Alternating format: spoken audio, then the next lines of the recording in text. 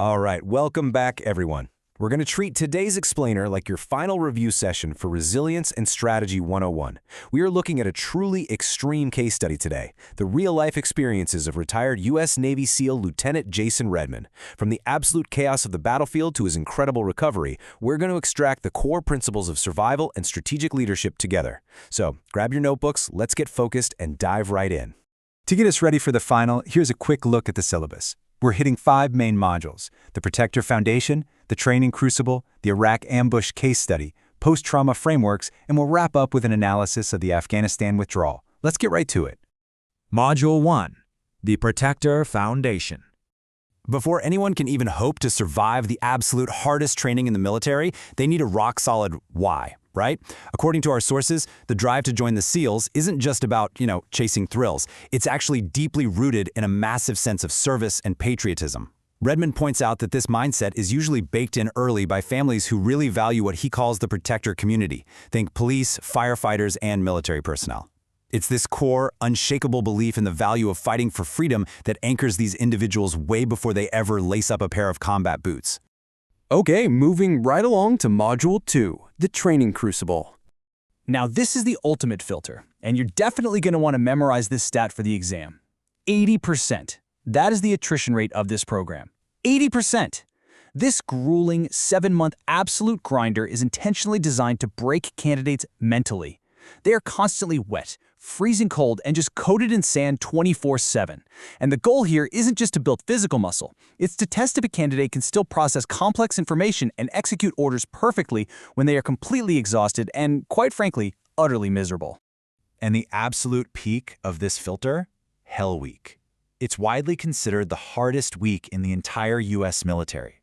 It kicks off with a breakout that perfectly simulates the deafening sounds and terror of actual combat. Imagine carrying heavy rubber boats on your head for days, leading to physical exhaustion so deep that candidates literally experience hallucinations and micro-sleeps while walking. But here's the real takeaway. The whole point of Hell Week is to teach one massive, crucial lesson. The human body can endure far, far more than your mind initially tells you it can. So that brings up a pretty brilliant, almost counterintuitive question for your review. Based on all that, which environment actually poses the bigger structural challenge to a SEAL? The actual battlefield or the training itself? Well, Redman points out a truly fascinating reality. Training is often actually way harder than the battlefield. Why? Because special operations literally design the training to be as chaotic and overwhelming as humanly possible. I mean, combat is undeniably intense, sure, but battlefield encounters aren't usually constant, 24/7 high-chaos gunfights. By the time an operator actually hits combat, they are trained to use tactics and preparation to stack the deck completely in their favor. They minimize that mental degradation because, honestly, they've already survived the absolute worst-case simulated chaos back in training. All right, let's look at a real-world application. Module 3, Case Study, Iraq Ambush. Let's apply all this theory to Redman's 2007 deployment to Iraq's Anbar province, where his team was hunting a senior Al-Qaeda leader. Now study this timeline carefully. While pushing through some really thick vegetation, a team medic accidentally stepped right on a hidden enemy fighter. Instantly, a massive ambush kicks off, with 2 entrenched enemy machine gun positions. Redman gets hit in the arm, which, by the way, he initially thought was shot completely off. And then, the unthinkable happens. He takes a machine gun round directly to the face. The bullet tore right through his skull, exited his nose, and completely shattered his jaw and eye socket. But this brilliantly illustrates our earlier point. Despite catastrophic, life-altering trauma, his intense cognitive training kicks in. He stays conscious, completely compartmentalizes the physical shock, and actually manages to call in close air support to suppress the enemy before his team leader drags him out of there. Incredible, right? So how in the world do you survive and mentally recover from that level of physical devastation? Let's jump into Module 4, the Post-Trauma Frameworks. Your first key vocabulary term for the exam is compartmentalization. And look, we're not talking about just ignoring a stubbed toe here. This is the highly trained ability to completely ignore the immediate, very real fear of death and excruciating physical pain. Why? So you can keep processing information and executing tasks effectively.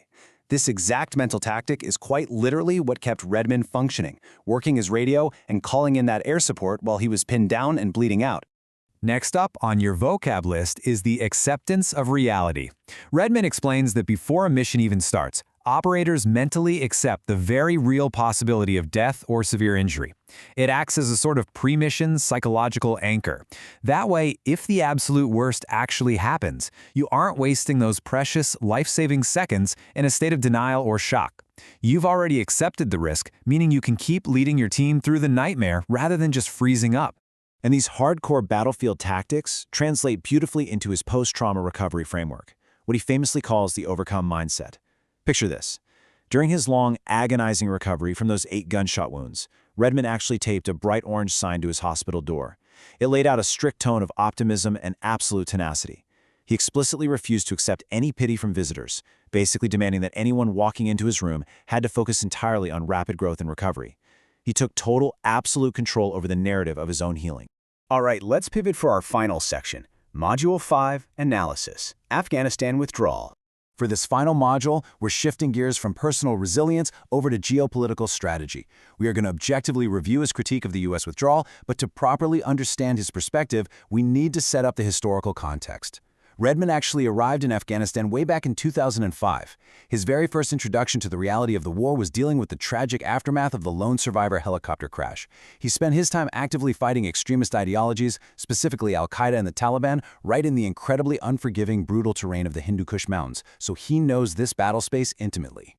Now, treating his assertions strictly as a historical primary source, Redmond really holds nothing back when assessing the end of that conflict. Reflecting on the whole effort, he bluntly labels the eventual execution of the U.S. withdrawal a, quote, total failure, and calls it one of the absolute worst political leadership decisions he has witnessed in his entire lifetime. For the essay portion of your review, you're definitely going to want to take notes on this table breaking down his 4 objective critiques of the withdrawal. First up, lack of continued support. He argues that abandoning Bagram Airfield was a massive tactical error that sparked the state's collapse.